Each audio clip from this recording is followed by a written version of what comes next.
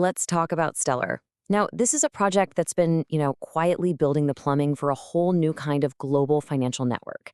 And we're not just talking about another crypto here. We're talking about a fundamental rethink of how money and value move around the entire planet. I mean, really think about that for a second. Right now, if you want to send money overseas, it can take days, and cost a small fortune in fees. What if we could just blow that up and make sending money as easy and as cheap as sending an email? Well, that's the exact problem Stellar was built to solve. And look, this isn't some brand new, flashy, untested idea. Stellar was founded way back in 2014, so for over a decade, they've been methodically chipping away at this problem, building real partnerships and getting the tech right, far away from all the hype. And then, bam, something huge happened. In March of 2026, a massive regulatory decision came down in the US that just suddenly rocketed Stellar into the spotlight. It was the green light, the one all the major institutions had been waiting for. Okay, so let's get right into this, because this one event really changes the entire game. On March 17th, 2026, regulators in the US gave Stellar and its token, XLM, some incredible and, frankly, long-awaited clarity. So what does this actually mean? Well, by officially calling XLM a digital commodity, putting it in the same league as giants like Bitcoin and Ethereum, the government basically wiped away this huge cloud of legal uncertainty. For a big bank or a massive asset manager, that's everything. It's permission to finally start building on the network, seriously, without worrying about some future legal hammer dropping. And you don't have to take my word for it. The CEO of the Stellar Development Foundation, Danelle Dixon, she put it perfectly. She called it a game changer. It gives that certainty, that confidence that serious, large-scale institutions absolutely need before they're going to commit real money and real resources. So how does Stellar pull off this incredible speed and keep costs so ridiculously low? Well, the secret sauce is in how it secures the network. It's not about burning tons of energy with mining, and it's not about locking up huge amounts of capital and staking. No, it's built on a totally different idea. All right, so this slide shows the fundamental difference. You see, most blockchains, they're like a race. Everyone's competing, trying to solve a puzzle first to get the prize. Stellar, it's cooperative. Instead of a race, a select group of trusted participants, think of them as big banks or fintechs, they all basically just vote on which transactions are legit. It's like having a room full of notaries who are all checking each other's work. Once enough of them agree, which happens almost instantly, the transaction is locked in. And the result of that cooperative model? Pure efficiency. There's no energy-guzzling arms race, no weeding around. Just a super lightweight, fast agreement that means your transaction is fully, completely, irreversibly final in about 3 to 5 seconds. That's it. But okay, how does actual money, like dollars, euros, pesos, how does that get onto the network in the first place? Well, that's where anchors come in. You've got to think of them as the absolutely crucial bridges between the old financial system and this new one. These are regulated companies like banks or licensed money transmitters that take your dollars and issue a stable one-to-one digital version of them on the Stellar network. Now, a lot of people compare Stellar to Ripple, and yeah, that makes sense. They actually share a co-founder. But what this slide shows so clearly is how they've gone down two completely different roads. Ripple is a for-profit company laser-focused on serving huge banks. Stellar, it's a nonprofit. Its whole mission is about financial inclusion for individuals, for people sending money home, for the unbanked. It's about micropayments, not just billion-dollar settlements.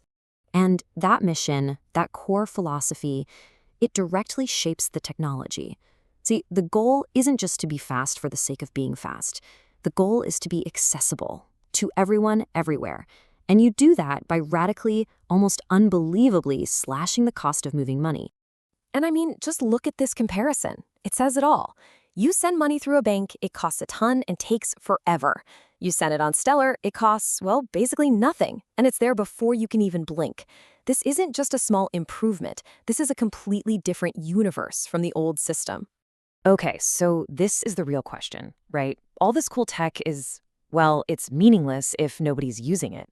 So beyond all the hype, is anyone actually building on Stellar? The answer is a huge, resounding yes. And some of the names might really surprise you. Let's start with a big one, Franklin Templeton. This is one of the biggest asset managers on the planet, with over $1 trillion in assets. They looked at all the options and chose Stellar to tokenize one of their money market funds. This was the first US registered mutual fund ever to be put on a public blockchain. And as of early 2026, we're talking about almost $500 million of that fund living and breathing on Stellar.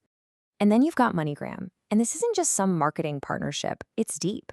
The Stellar Development Foundation is actually an investor and has a seat on MoneyGram's board. MoneyGram's entire crypto-to-cash service is built on Stellar, which means they've created this massive physical network of on-ramps and off-ramps in over 170 countries. You can literally send a digital dollar on your phone and have someone on the other side of the world pick it up as cash just moments later. It's incredible. And this focus on real-world stuff is clearly paying off. When you look at the total value of tokenized real-world assets, we're talking things like treasury bonds, mutual funds. Stellar is a major, major player. This chart shows it all. Sure, Ethereum's the leader, but Stellar is right there in the mix, holding its own against much bigger chains. It's proving its case as the go-to platform for real, regulated financial products.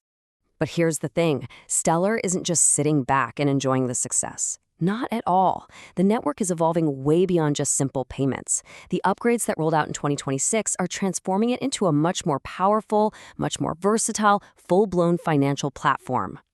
I mean, the pace of these upgrades is just wild. In January, boom, they add bank-grade privacy using some really advanced crypto. Then, in February, they launch Soroban, their new smart contract platform, and throw $100 million behind it to get developers building complex apps. Then March hits, and you've got regulated XLM futures launching on the CME Group, a massive signal for institutions.